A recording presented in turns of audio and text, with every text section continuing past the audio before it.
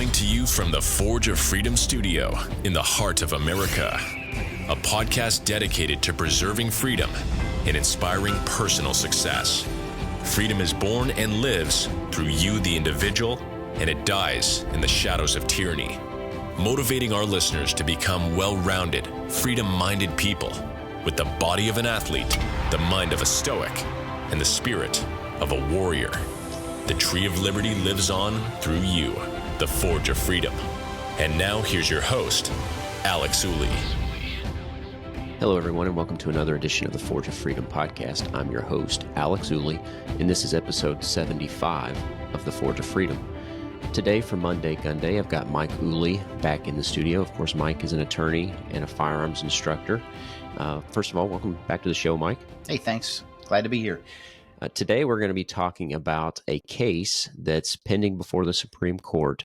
It's a case that came out of the Fifth Circuit Court of Appeals, and the case is United States versus Rahimi. The plaintiff here, Zaki Rahimi, is challenging the constitutionality of a particular provision of 18 U.S.C. 922, which is the federal United States Code.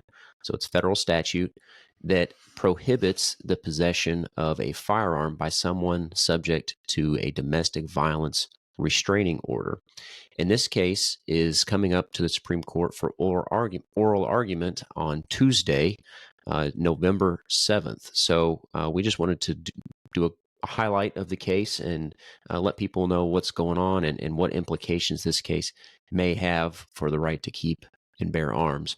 And more specifically, what the Supreme Court might do in terms of clarifying their Bruin decision. Okay, so with that in mind, I want to do a quick highlight of kind of where we are in terms of Second Amendment jurisprudence. Obviously, we had the Heller case from 2008, which confirmed what we all knew. Of course, the government and lots of folks like to pretend that we never had an individual right to keep and bear arms, that it was some sort of collective right. But Heller confirmed that the right to keep and bear arms is, in fact, an individual right. Then in 2010, we had the McDonald case, which said that the Second Amendment is incorporated, which means that it also applies not only to the federal government, but also to the state government or state government action. So not only if the federal government violates the Second Amendment, the state of Illinois or other local governments can also violate the Second Amendment. That was McDonald in 2010. And then we didn't really have much in terms of Second Amendment jurisprudence at the Supreme Court until 2022, June of 2022, when the United States Supreme Court issued their opinion in the Bruin case, which basically clarified what standard of review we apply to Second Amendment challenges. And because after Heller and after McDonald, we had basically this chaos among the lower inferior courts, especially at the federal level, but also at the state level, about what standard they should use, what standard the courts should use when reviewing the right to keep and bear arms and Second Amendment challenges. And Bruin said, look, we don't look at interest balancing. We don't look at what interest the state has. We don't look at what interest the individual has. We don't weigh those against each other. We look at the Second Amendment. We look at the text, and then we look at the history and tradition of firearms regulation and the right to keep and bear arms. There is no interest balancing. That was done when the Second Amendment was adopted in 1791. So we look at the history, we look at the text first, then we look at the history to see if there are any relevantly similar historical analogs at the time of the founding that are similar to the proposed analog that the government wants to restrict, or the way the government wants to restrict the right to keep and bear arms today. And so after Bruin, that was a quick sort of run through of Second Amendment litigation. After Bruin. So can I say something about Yeah, Bruin? absolutely. Jump in. So I don't mean to interrupt. So what's refreshing to me is, and I fell into this trap, after Heller and McDonald, we were all trying to figure out what test these men and women in black robes would use to determine whether state action or government action was in violation of the Second Amendment. And of course, the courts that wanted to severely restrain the Second Amendment would use a balancing, what's called rational basis, which means, is there any rational basis to the government's action? If there is a rational basis, they can infringe upon the right. At the other end of the spectrum, and there was intermediate scrutiny too, the other end, there had to be what's called strict scrutiny applied to the federal government or the government's action. And of course, that was the standard that we wanted used. And the fact of the matter is, it just boils down to whatever the person in the black robe thought at the time was the best policy, is what it amounted to. So what I think is important here is to get to my point. Justice Thomas, who authored Bruin, really went back to what's called originalism. What did the Constitution mean at the time it was adopted? Because that's what everyone involved, the states and the founders, agreed to is what it meant at the time. That's why Justice Thomas went back and said, you've got to review this based upon what was going on at the time, the historical tradition of firearms regulation at the time of the founding. Yeah, that's exactly right. So originalism is what this is about. He's being true to this philosophy of originalism. And when you said we wanted strict scrutiny, we did not want strict scrutiny. We that was better than rational basis. Yes. But not what we wanted. I mean, we don't think that the federal government has any power to regulate firearms. If you really look at the Constitution. Yeah, thanks for that clarification, because I'm going to make another point about all of this in a little bit about if you look at the Constitution. But you're right. I was just like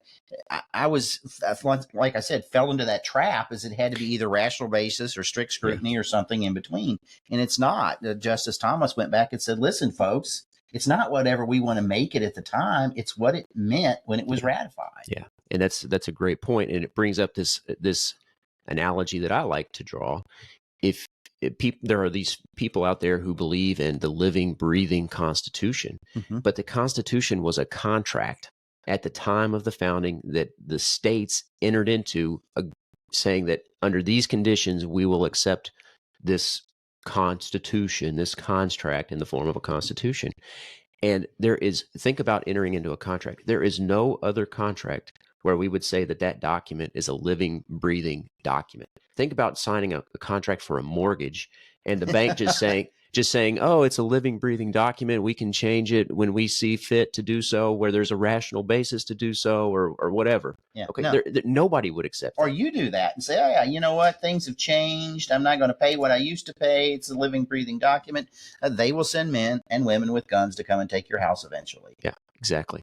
So Justice Thomas, like you said, in the Bruin decision, got us back to that sort of framework. Look at the original Constitution, the meaning of the Constitution, what it actually says, the textual analysis. Yeah. And then only beyond that do we get into the historical analysis. So I just wanted to make that point. This is about originalism being true to the original intent of the Constitution and that agreement that was struck between the states and the founders and the people. Yeah. So we had the Bruin decision. And after Bruin, there has been litigation just left and right. I can't remember what the statistics are, but within the first 6 months after Bruin, there was something like, dozens of cases filed in federal court challenging infringements on the Second Amendment. Whereas after Heller, there were only a handful. So this is really, Bruin has ignited a lot of litigation in the federal courts and in the state courts, for that matter. That's why you see on YouTube, breaking, super, triple, breaking news, breaking, all that stuff that people try to get clicks from, is because there is so much litigation. And frankly, a lot of things that are, quote, breaking news in the larger context are not really so much breaking news. Yeah. But anyway, I think what we're hoping to do today is, if folks want to listen to oral arguments next week, maybe this will help them kind of tune in and pay attention to some things maybe that the justices ask. Well, and part of our point in doing this podcast too is to talk about how Rahimi could change or augment in some way the decision in Bruin, because we don't really care so much about Rahimi or this particular case itself as how it might change the way the courts look at Second Amendment challenges in general. Because frankly, and I think it'll help to frame this a little bit, to just read part of the opinion from the Fifth Circuit, which is, of course, the Intermediate Court of Appeals. And it talks about some of the facts in this case, this Rahimi case. And one of the issues with this case is, of course, that Zaki Rahimi is not a good character. He's a bad dude. And so that's part of the strategy here by the government. That's why the government, through the Biden administration, wanted to fast track this case to the Supreme Court, because they wanted to paint the Supreme Court into a corner to try to get them back into the interest balancing analysis, rather than looking at the originalist, textualist analysis of the Constitution. So with that said, let's... it's interesting, too. This guy's not a great guy. Then another Supreme Court case we may get eventually is Hunter Biden's case. So anyway. Yeah, Hunter Biden may be the poster child for the Second Amendment. That's another podcast that we did earlier.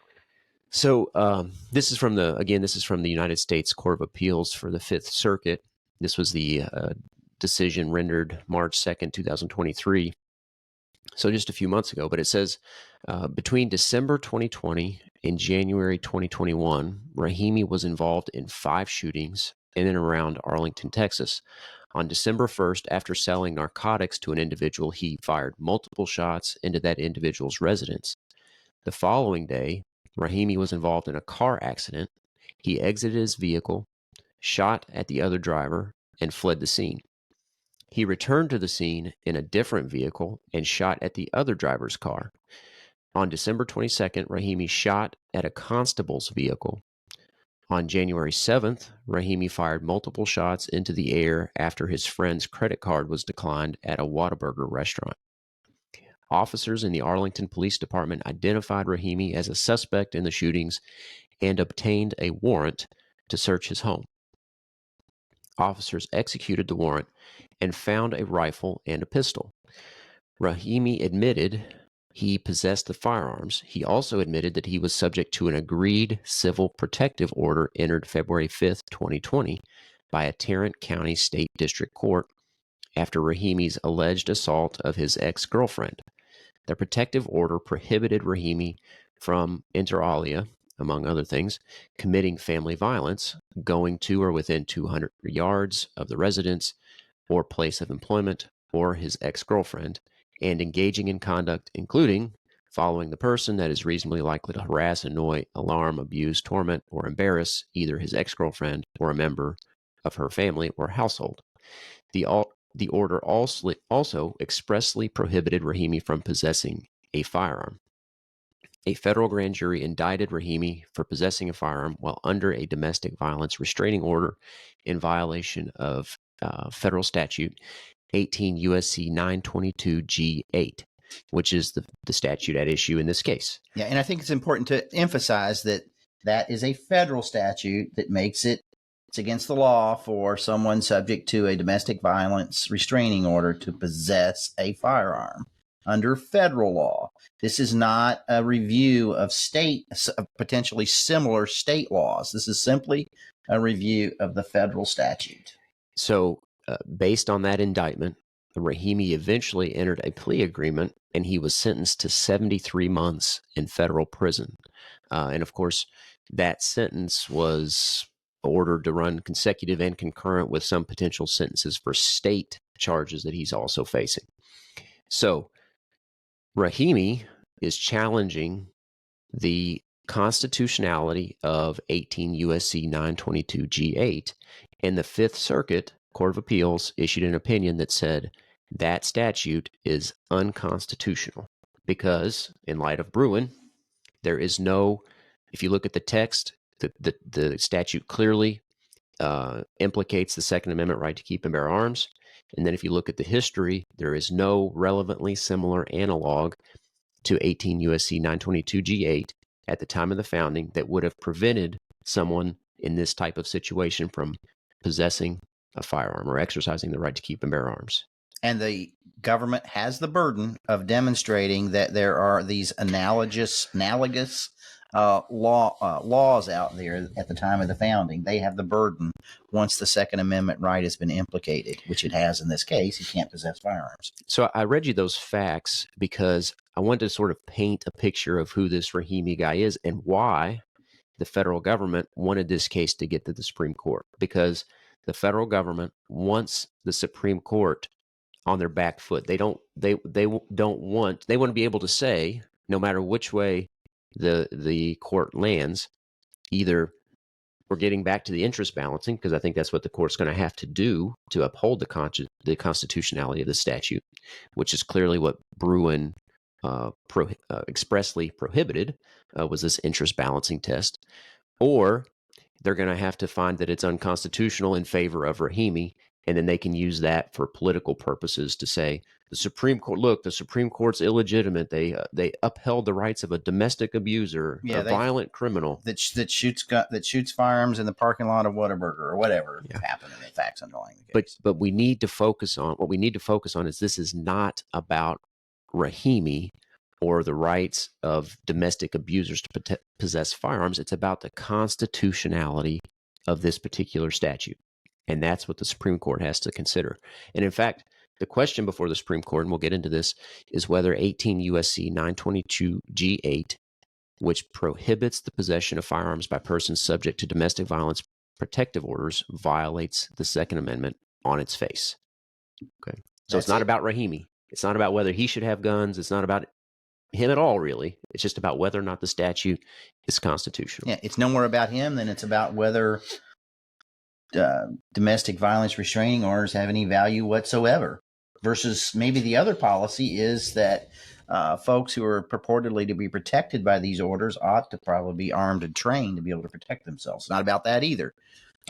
So with that said, Mike, what are some, I think maybe it's useful to talk about what are some arguments that the government might make in this case? Are they really going to try to use some analogies from the time of the founding, or are they going to just emphasize that we should get back to basically this interest balancing analysis? I don't think they're going to say we need to get back to interest balancing directly and overtly, but that's what they're trying to do under the surface. But I want to make one point, and I got this out of reading the Firearms Policy Coalition Amicus brief, and I happen to agree with this and came with this position before, but they articulated it better. So I would refer you to that if you want to look at the Firearms Policy Coalition brief.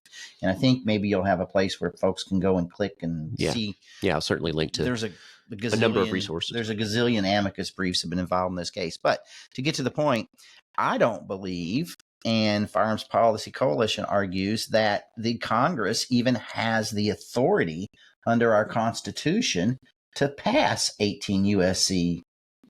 Section 922, because there's nothing in the Constitution that gives them that authority. And you have to, once again, going back to the originalism, the powers of the federal government are only those powers that are specifically enumerated in the Constitution. I don't think Congress has the power to get into domestic relations law, is what it amounts to, which is clearly a state province. There's nothing, although the commerce power that's mentioned in the Constitution has been imaginatively interpreted over the years to an extent that's just unbelievable in my mind. And there is this other power called the police powers. I think even under those purported powers that some folks argue Congress has, that's vested in or that's rooted in the Constitution, they don't have power even under those arguments to pass 18 U.S.C. Section 922. Yeah, I mean, remember, and sorry, Mike, for interjecting here, but the Constitution was passed and it gave the federal government specific, very limited, enumerated powers. I mean, look at this. Look how, I mean, that's the powers they have. They're contained in this thin handout, basically, okay? Yet we have bodies of law that would fill a gymnasium, practically, okay? So, and that's part of the point that the Firearms Policy Coalition is making here and that you're making here, is that there is no authority in the Constitution, if we're faithful to the Constitution, for the federal government to regulate firearms. So I think the federal government has to get past that. And most people are focusing on, well, if we get past that, does this federal statute violate the Second Amendment? We can talk about that too. But I think folks ought to keep in mind, you know, if we really want to go back to the beginning, Congress doesn't have this authority. And that's why I mentioned earlier, this is not an an analysis of whatever laws might be passed at the state level. This is the question of whether Congress had this power or not. Yeah. So anyway, exactly. but leaving that, let's assume that they get over that hurdle potentially, which I don't think they should. The next question is whether this right violates the Second Amendment. And obviously, the Constitution presumptively protects Rahimi's right to possess a firearm.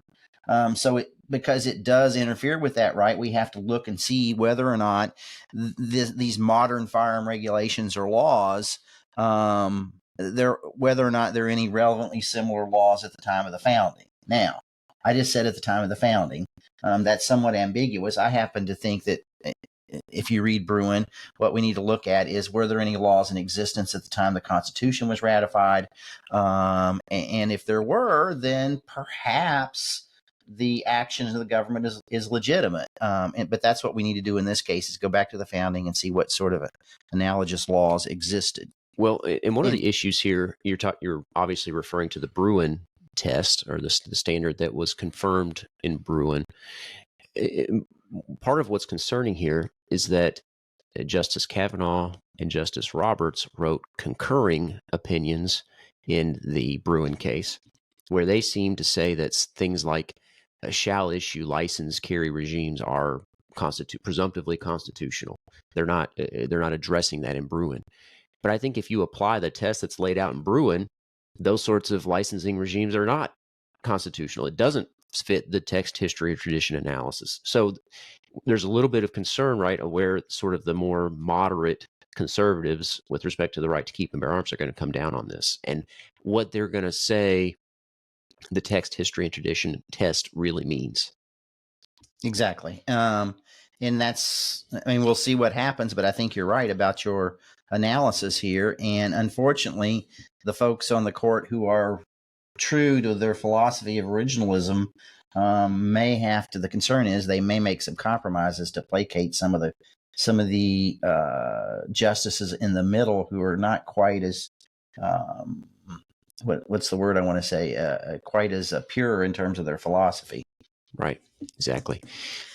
So the question, I think, is one of the things that you're going to hear if you listen to this oral argument is, are there any analogous laws? And I'd like to point out, too, maybe out of this case or one of the other cases, I think there does need to be some clarification about this notion of which laws we look at. Mm-hmm. Because the government wants us to look at laws that are later in time, around the Civil War or even after. So that's going to be one thing you can look for, is how the court treats the laws and the weight they give to certain laws. But I think the focus should be on the time of the founding in 1787, or at least when the Bill of Rights was adopted in 1791. And some of the things you may hear, for instance, the arguments being made is they're interesting enough.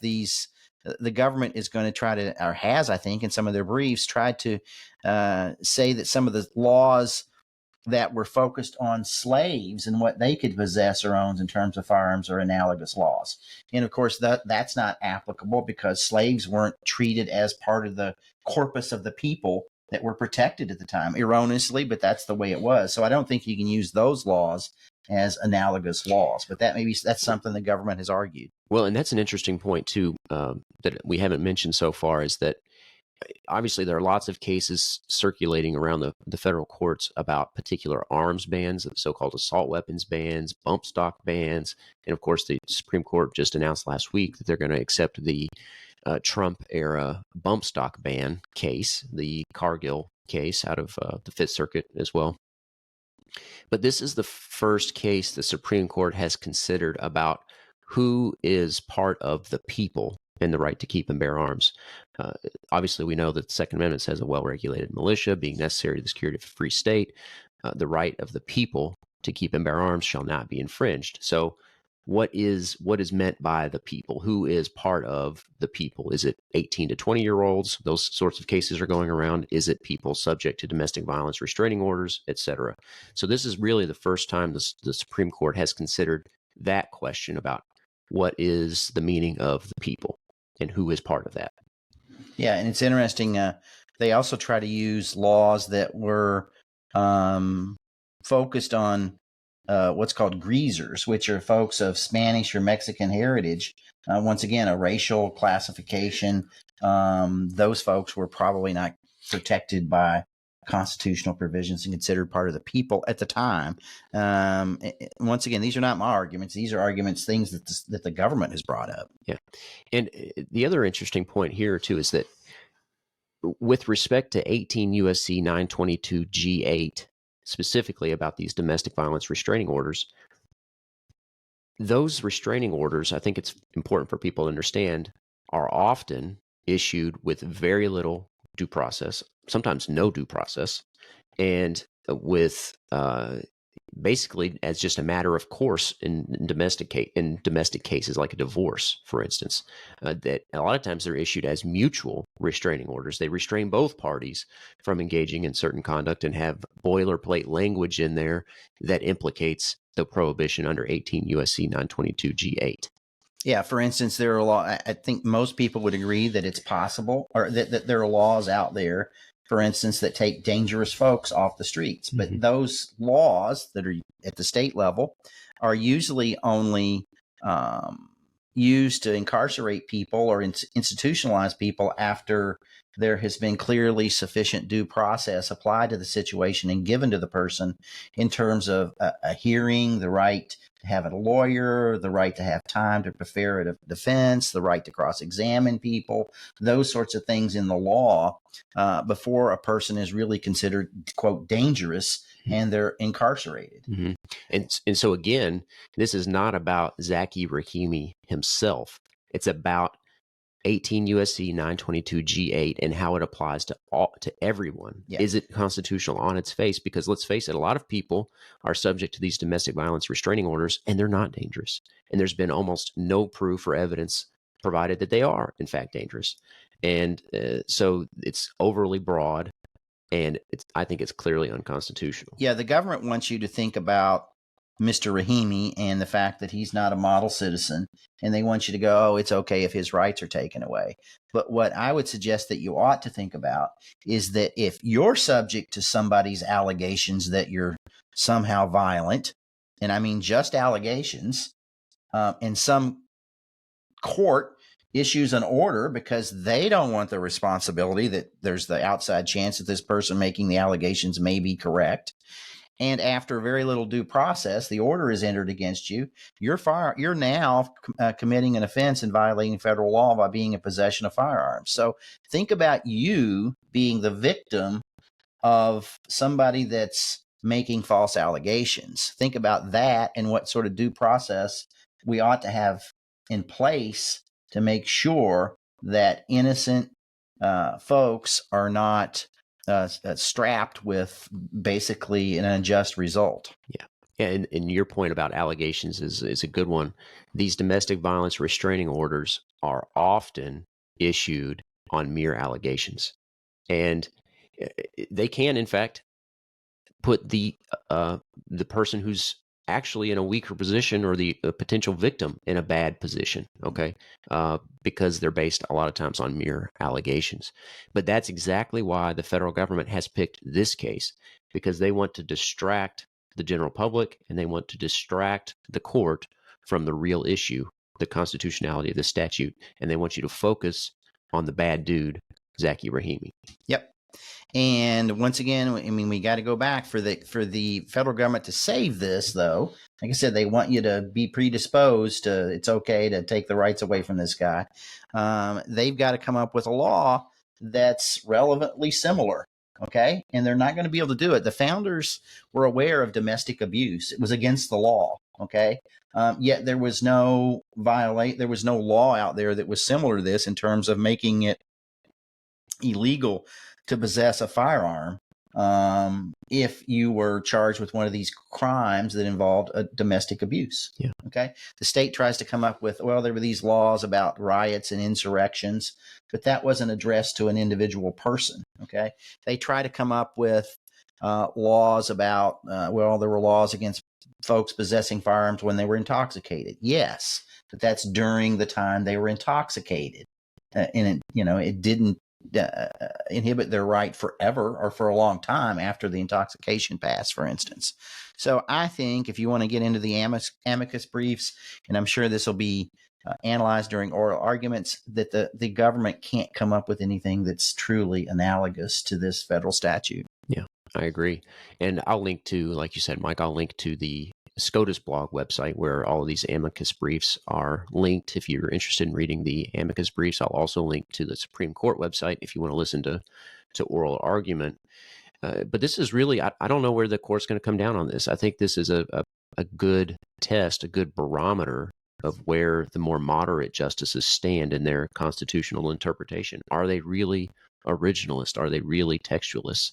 And of course, Justice Roberts, Chief Justice, has disappointed us in the past in other arenas, not just the Second Amendment, but with Obamacare, for instance, the Affordable Care Act, in upholding things that I think are clearly unconstitutional and not textualist or originalist. So this will be an interesting barometer for sure. But one thing I want to mention here too is that one of the briefs is by the Crime Prevention Research Center. I think it's an excellent brief. I think the Firearms Policy Coalition brief, the brief by Stephen Halbrook, they're all worth reading. But the Crime Prevention Research Center brief is a little bit different because it sort of weighs in on the benefit of these domestic violence restraining orders, which of course gets to the interest balancing test more so than the constitutional test. But they're basically saying even if you do engage in the interest balancing test, it doesn't come out in favor of the government. So I think that's a really interesting brief to read, because they say that these domestic violence restraining orders, after the implementation of 18 U.S.C. 922 G8, have had no effect on murder, femicide, and lots of other categories. In fact, to the extent that there has been effect, it's increased those bad outcomes because it puts potential victims at risk. Yeah, and of course, this goes back to one of my original points about the validity or the usefulness of these domestic violence restraining orders, whether that thin piece of paper is going to provide you any protection or whether or not you're armed and trained. Might be a better alternative to that to a threat of violence. So most of our listeners will know all this already, but this case is not about arming domestic abusers at all. That's not what this case is about. That's what the government wants you to believe that it's about, but it's not at all. And it'll be interesting to see where the court lands on this. Yeah, and I would point out too, one of the things that I went to Stephen Holbrook's brief because I think from a historical standpoint, he's the go-to person. Mm-hmm. But his brief he wrote, just so people can find it in the links, it was written for the African American Gun Association on behalf of them. So I've referred to his brief. Firearms Policy Coalition is easy to find. I think Dave Koffel also wrote it. There are lots of amicus briefs, but Dave Koppel's was good as well. Some of these run together because there's different cases out there. But anyway, Alex will have those. And if you want to listen to it, I think it's important that you read a brief or two because you're going to hear questions from the justices to counsel. And a lot of times, if you don't have some background, you won't not because you're not a lawyer, but you just won't know what they're talking about because those questions arise out of the briefing that's been done, the written brief. So it probably would help if you want to spend the time to listen to this Supreme Court oral argument to read a brief or two. And of course, the states, you can read the state's brief. It's a little more difficult to read because a lot of times their arguments are disingenuous. But anyway. Yeah. All right, Mike. Well, I think that's where we'll leave it for now for this episode. Of course, we may at some point in the future come back and chat about it, at least briefly. But it'll be interesting to see like the oral argument on the 7th. I'm sure I'll listen to it. I don't know if I'll listen to it live, but I'll listen to it at some point. And of course, if there's anything interesting, we'll be sure to talk about it. But I will link to those briefs. I think, like you said, Mike, it's useful to read at least one or two of those before the oral argument so you know kind of what's at issue more than anything. But anything else you want to say before we close up here? No, I think we're good for today. All right. Well, I hope you all enjoyed the episode. I hope you learned something. If you did, don't forget to like and subscribe to help us spread the message of freedom. We appreciate your support. And until next time, remember, you are the forge of freedom. Thanks for listening to this episode of Forge of Freedom. Be sure to subscribe wherever you heard this podcast so you never miss a future episode. For more information or to connect with Alex, you can go to forgeoffreedom.com or follow him on Twitter at Forge of Freedom.